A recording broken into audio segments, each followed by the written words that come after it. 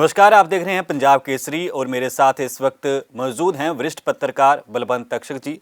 तक्षक साहब, बहुत बहुत एक तो पहले आपका कीमती वक्त देने के लिए धन्यवाद। शुक्रिया जनाब। और इसके साथ ही ना मेरे पास आज तक्षक साहब बहुत अहम सवाल हैं, क्योंकि हिमाचल में चुनावों का परिणाम आ गया। अब इंतजार है कि सीएम शपथ कब लेंगे। लेकिन इस बार के रोचक चुनावों में, क्योंकि आप सालों से हिमाचल के धौलाधार की पहाड़ियों के परिवेश में सियासी हवाओं को देख रहे हैं, नया क्या रहा, इसके साथ महिलाओं को लेकर बात करूंगा, क्योंकि 49% जो महिला मतदाता हैं लगभग, लेकिन 24 ने चुनाव लड़ा, लेकिन पहुंचे कितने उसकी बात भी आपसे करूंगा। और इसके साथ ही सबसे अहम और मुख्य सवाल पूछूंगा, परंपरा के साथ जो रिवाज बदलने की बात कही तो, और सबसे अहम कि कर्ज में डूबा हिमाचल जो पहले ही है, कांग्रेस के लिए राह कितनी आसान होगी। तो सबसे पहले तक्षक साहब आपसे जो सवाल लूंगा कि अब के जो विधानसभा चुनाव हैं, इसमें आपको क्या नया नजर आया?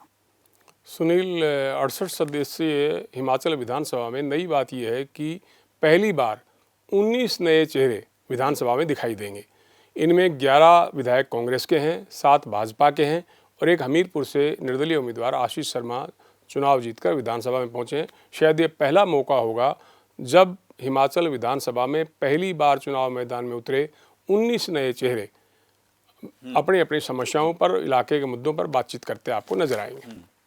चलो, इसके साथ ही मैं सबसे अहम सवाल लूंगा, महिला मतदाताओं की रेशो की अगर मैं बात करूं तो लगभग 49% महिला मतदाता हिमाचल प्रदेश में, लेकिन विधानसभा में सिर्फ एक ही पहुंची। क्या कहेंगे आप?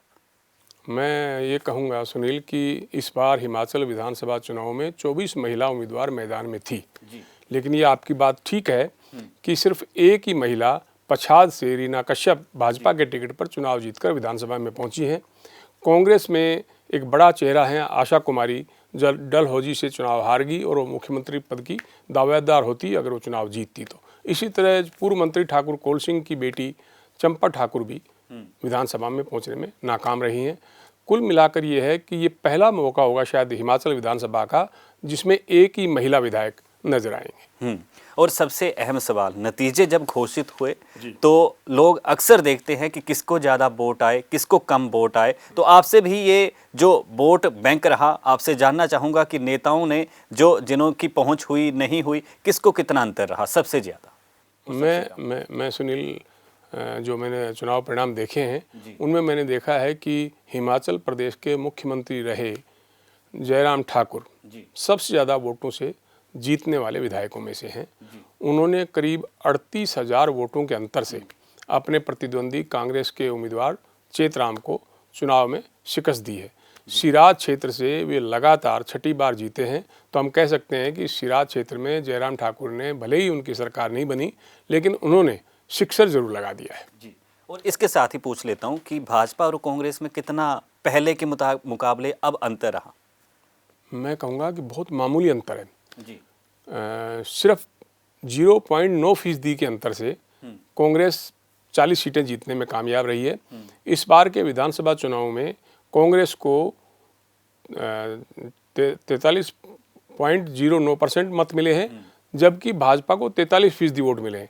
यानी कि 0.9% कम वोट मिलने पर भाजपा 15 सीटों पर कांग्रेस से पिछड़ गई। कांग्रेस ने 40 सीटें जीती और भाजपा को 25 सीटों पर संतोष करना पड़ा है और सत्ता उनके हाथ से निकल गई है। जी। अच्छा, भाजपा साहब, जयराम सरकार का हल लीडर काफ़ी बात कहता था कि शिखर की ओर हिमाचल। जितने भी मंत्रियों से आपकी बात हुई भाजपा के, हिमाचल सरकार के, जो पिछली सरकार रही, या मेरी बात हुई, सब कहते थे शिखर की ओर हिमाचल। तो आप क्या मानते हैं कि भाजपा की बेड़ी जो है वो बागियों ने डुबा दी?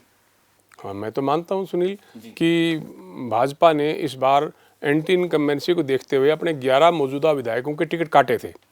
और आपने देखा होगा कि 21 बागी मैदान में उतरे। कुछ लोगों को, उम्मीदवारों को, बागियों को मनाने में जगत प्रकाश नड्डा साहब, भाजपा के राष्ट्रीय अध्यक्ष जो हैं, जो हिमाचल प्रदेश जिनका गृह राज्य है, उन्होंने बहुत से लोगों को मना लिया। फिर भी 14 उम्मीदवार ऐसे थे जो बागी थे और उनकी वजह से भाजपा को नुकसान उठाना पड़ा। बल्कि सत्ता में रिवाज बदलने की जो परंपरा थी वो भाजपा इन्हीं बागियों की वजह से नहीं बना पाई और सत्ता से बाहर हो गई। अच्छा, तक्षक साहब, एक ना तस्वीरें आई थी काफी भावुक करने वाली, और काफी लीडर भी उसमें रोते हुए दिखे थे जब भाजपा की ओर से लिस्ट जारी की गई थी। मंडी में जब अनिल शर्मा को टिकट दी गई तो वहां पे जो वहां पहले थे भाजपा के वो रोए, उसके साथ कई लीडरों की गिनती है मेरे पास, लेकिन जो बागी थे उनमें से कौन कौन जीता? मैं तो ये कहूँगा कि देखिए, जो आपने जो चुनाव प्रचार के दौरान उन्होंने की जो बात कही, वो प्रेम कुमार धूमल साहब की सीट है हमीरपुर। वहाँ से आज़ाद उम्मीदवार आशीष शर्मा पहली बार मैदान में उतरे थे और भाजपा और कांग्रेस को शिकस्त देते हुए विधानसभा में पहुँच गए। इसी तरह जो दूसरे जो आज़ाद उम्मीदवार के तौर पर जीते हैं, उनमें नालागढ़ से KL ठाकुर हैं और देहरा से होशियार सिंह हैं। यानी कि 68 सदस्यीय विधानसभा में इस बार आज़ाद उम्मीदवार के तौर पर जीतने वाले 3 विधायक हैं। और जाहिर है कि जिस पार्टी की सत्ता बनती है, आज़ाद विधायक उसी के साथ हैं। कांग्रेस को बहुमत मिल गया है, सरकार बनने वाली है, तो देर सवेर आज़ाद विधायक भी अपने इलाकों में कामकाज करवाने के लिए सरकार के समर्थन में खड़े दिखाई देंगे। जी, अच्छा तक्षक साहब, एक बड़ा रहा रिवाज बदलेंगे जी, काफी पोस्टरों में भी भाजपा के दिखा, लेकिन ये परंपरा कांग्रेस कहती रही कि बदलेगी नहीं। रोटेशन सिस्टम, जब मैंने कई लीडरों से सवाल पूछे या आपने पूछे तो कहते हैं रोटेशन सिस्टम बदलेगा नहीं। तो ये परंपरा कब से चली आ रही है? मैं समझता हूँ सुनील कि 1990 के बाद से हिमाचल प्रदेश में कोई भी सरकार लगातार रिपीट नहीं हुई है। यानी सांता कुमार के बाद करीब 30-35 साल से आप देखिए कि कांग्रेस अगर सत्ता में है तो अगली बार भाजपा आ जाती है, और भाजपा अगर सत्ता में है तो अगली बार कांग्रेस सत्ता हासिल कर लेती है। और इस बार के चुनाव में भी आपने देखा कि कांग्रेस ने भाजपा को सत्ता से बाहर करके और वही परंपरा कायम रखी है। भाजपा के जो ये वादे थे कि हम इस बार रिवाज बदल देंगे, वो अपने इन वादों में कामयाब नहीं हो पाए। अच्छा, और अंदर ईवीएम की बात करूं, पोलिंग बूथ पे वैसे भी ईवीएम पे सवाल उठते रहते हैं, गाज गिरती ही रहती है, लेकिन नोटा का असर क्या कुछ देखने को रहा? नोटा इस बार सुनील बड़े ज़बरदस्त तरीके से दबाया गया। हिमाचल प्रदेश में 24,500 से ज़्यादा मतदाताओं ने न भाजपा के उम्मीदवार को वोट दिया, न कांग्रेस के उम्मीदवार को वोट दिया। भाजपा और कांग्रेस के उम्मीदवार तो उनकी पसंद थे ही नहीं, लेकिन उन्होंने आज़ाद उम्मीदवारों को पसंद नहीं किया। और करीब 24,500 मतदाताओं ने नोटा का बटन दबाकर ये जताया कि वो किसी भी पार्टी के उम्मीदवार पर भरोसा नहीं कर पा रहे। और इसके साथ ही सबसे बड़े मुद्दे जो रहे वो भी आपसे जानना चाहूँगा, लेकिन वो मुद्दे क्या वाकई में कांग्रेस हल कर पाएगी? देखिए सुनील, सबसे बड़ा चुनावी मुद्दा तो इस बार पुरानी पेंशन योजना बहाल करने का था। करीब 4 लाख कर्मचारियों ने कांग्रेस के इस वादे पर भरोसा किया। भाजपा इस मुद्दे पर रक्षात्मक रही। कांग्रेस ने जब इस मुद्दे पर भाजपा को घेरा तो भाजपा इसका ठीक से कोई जवाब नहीं दे पाई। ये सबसे बड़ा चुनावी मुद्दा था। महंगाई, बेरोजगारी, भ्रष्टाचार से भी बड़ा मुद्दा पुरानी पेंशन योजना बहाल करने का था। कर्मचारियों ने कांग्रेस पर भरोसा किया और कांग्रेस को सत्ता सौंप दी। रही बात वादों की कि क्या कांग्रेस सत्ता में आने के बाद चुनावी वादे पूरे कर पाएगी, मैं समझता हूं कि जो भी मुख्यमंत्री बनेगा हिमाचल प्रदेश में उसके सिर पर कांटों का ताज होगा। पुरानी पेंशन योजना बहाल करना सबसे बड़ा मुद्दा था, और अब कांग्रेस के जो विपक्ष के नेता रहे मुकेश अग्निहोत्री, उन्होंने ये कहा था कि जैसे ही कांग्रेस सत्ता में आएगी हम पहली कैबिनेट मीटिंग में पुरानी पेंशन योजना बहाल करने पर मोहर लगा देंगे। इसके अलावा हर महीने हर महिला को 1,500 रुपये महीना देना, 300 यूनिट फ्री बिजली देना और 1 लाख लोगों के लिए रोजगार की व्यवस्था करना, ये बड़े मुश्किल वादे हैं। और हिमाचल प्रदेश पहले ही करीब 70,000 करोड़ के कर्ज में डूबा हुआ है, और इन चुनावी वादों को पूरा करने के लिए हिमाचल सरकार को हजारों करोड़ रुपए की अतिरिक्त व्यवस्था करनी होगी। ये कैसे व्यवस्था कर पाएगी, ये देखने वाली बात होगी। अगर कांग्रेस अपने चुनावी वादों पर खरा उतरती है तो लोगों का समर्थन मिलेगा, और अगर ये वादे ही रहते हैं तो अगली बार हिमाचल प्रदेश में जो सरकार बदलने की परंपरा है, उस परंपरा का तोड़ना कांग्रेस के लिए भी मुश्किल हो जाए। जी, लेकिन दूसरी तरफ अगर आपने कर्ज की बात कही, कर्ज को लेके भी काफ़ी बवाल हुआ। जितने भी विधायक चाहे कांग्रेस के थे चाहे भाजपा के थे, सबने कहा कि कर्ज बहुत लिया है सरकार ने।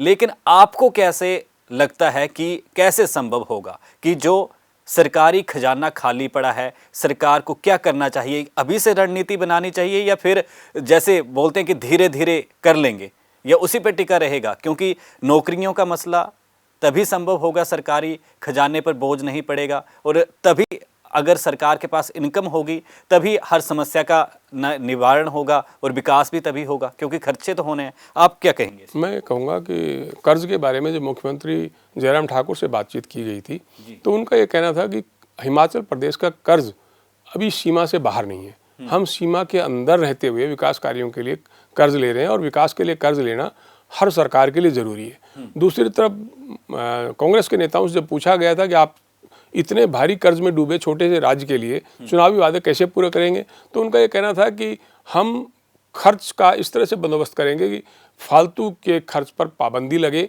और सरकार में जो माफिया सक्रिय था, जो सरकार के खजाने में जो पैसा आना चाहिए था, चाहे वो खनन माफिया हो चाहे दूसरे माफिया हो, उन पर हम लगाम लगाएंगे। और हमने पहले से ही ऐसी व्यवस्था की हुई है कि जो अतिरिक्त खर्चा होना है उसका बंदोबस्त कहाँ से होगा, ये हम व्यवस्था कर चुके हैं। सरकार में आने के बाद आप देखेंगे कि मंत्रिमंडल की पहली बैठक में इन तमाम वादों पर लागू करने की मोहर लग जाएगी और एक व्यवस्था के तहत ये चुनावी वादे पूरे किए जाएंगे।